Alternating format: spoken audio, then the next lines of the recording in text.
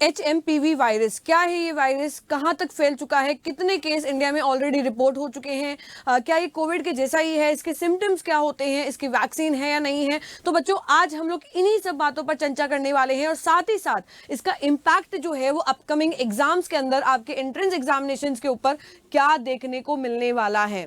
अगर हम लोग बात करें बच्चों कि इंडिया के अंदर अब तक जब मैं आप लोगों से बात कर रही हूँ 7 केस जो हैं वो ऑलरेडी रिपोर्ट हो चुके हैं। बिल्कुल सही सुना आपने, 7 केसेस जो हैं वो ऑलरेडी रनिंग है इंडिया के अंदर, जिनको हम लोग टेस्ट करके डिटेक्ट कर चुके हैं। पर इससे भी ज्यादा जो है वो हमें देखने को मिल सकते हैं अगर हम इससे निपटने के लिए तैयार नहीं रहे तो। अगर हम लोग बात करें इस वायरस की, HMPV वायरस की, तो बच्चों ये एक निमोनिया के समान वायरस है जिसके सिम्टम्स जो हैं वो कोविड-19 के जैसे ही हैं। अगर इसका फर्स्ट केस देखें तो ये सुना जा रहा है कि पहली बार HMP वायरस को 2001 के अंदर डिटेक्ट कर लिया गया था, बट यूएस कह रहा है कि नहीं, ये जो वायरस है ये 1958 से ही प्रेजेंस में है। मतलब सोचो, इतना पहले से ही एनवायरनमेंट में है, बट अब उसने अपना इम्पैक्ट जो है वो दिखाना चालू किया है। अब उसको लेकर के पेशेंट्स जो है वो देखने को मिल रहे हैं, वो उसने मनुष्य के अंदर अपना प्रभाव जो है वो दिखाना चालू कर दिया है। साथ ही साथ अगर हम लोग बात करें बच्चों कि इसकी HMPV की समानताएं क्या है कोविड-19 के जैसा, क्या ये कोविड-19 के जैसा खतरनाक है? तो बिल्कुल बच्चों, अगर मैं इस वायरस की बात करूं तो कोविड-19 के अंदर भी हमने देखा था कि वो सीधा जाकर के हमारे रेस्पिरेटरी सिस्टम को इफेक्ट कर रहा था, यानी कि हमारा जो श्वसन तंत्र है वो सबसे ज्यादा प्रभावित हो रहा था।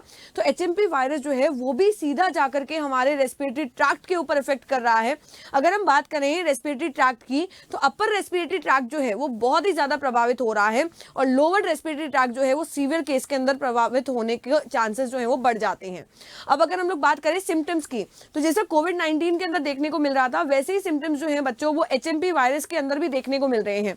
सबसे पहले इसकी स्टार्टिंग जो होती है वो कफ से होती है, यानी कि खांसी से होती है, फिर जुकाम स्टार्ट हो जाता है, उसके बाद में बुखार होना, सांस लेने में तकलीफ हो जानी। तो इस प्रकार के सिम्टम्स जो थे वो हम लोग कोविड-19 में भी देख रहे थे और यही सिम्टम्स जो है वो इस वायरस के इन्फेक्शन के होने के बाद में भी दिखाई दे रहे हैं।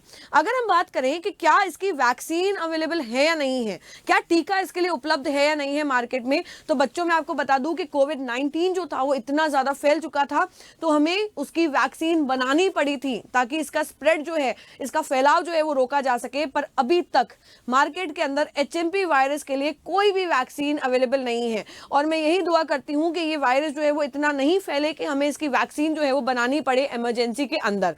अगर हम लोग बात करें बच्चों इसके प्रिकॉशन की कि किस प्रकार से इसका इतना तेज फैलाव जो हमें देखने को मिल रहा है, 7 ऑलरेडी केस जो है वो नोटिस हो चुके हैं, तो इसके लिए हमें कैसे सावधानी बरतनी चाहिए, हमें कैसे अपना बचाव करना चाहिए, हमें कौन कौन से प्रिकॉशंस जो हैं वो उन्हें अडेप्ट करने चाहिए।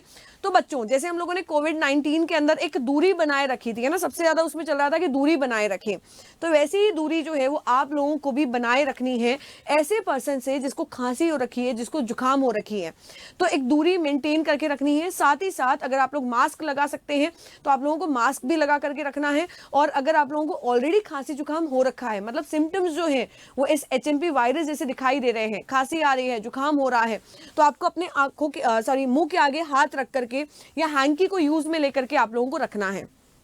दूसरा बचाव आप ऐसे कर सकते हो कि आप जो इन्फेक्टेड पर्सन है, थोड़ा बहुत भी आपको लग रहा है कि किसी को खांसी जुकाम हो रहा है, तो उनके साथ में खाना नहीं खाएं, अपनी आसपास के अंदर साफ सफाई जो है वो बनाए रखें।